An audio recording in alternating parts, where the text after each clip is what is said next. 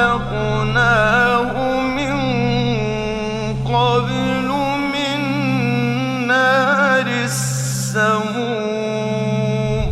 shi kuma jan wato uban aljanu kenan, shi kuma aka halicce shi daga wuta tsantsawaranta wanda ba halicce. A suturce suke da idan mutane, Allah da ikonsa wannan idan namu naked eyes wannan baya iya ganin aljanna.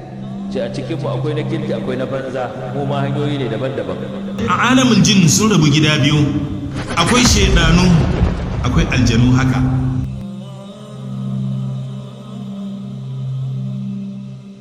Suna da wani karfi da dan adam bai da shi gaskiya. Yanzu aljani zai je America ya dawo yanzu din nan.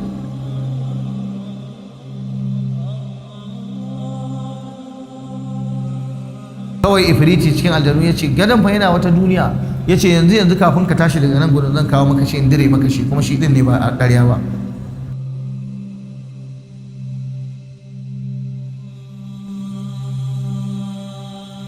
To duk wani aljani da zaka kira yayi maka aiki, to ka sani sai ka yi masa aiki. To nan ne matsalar take.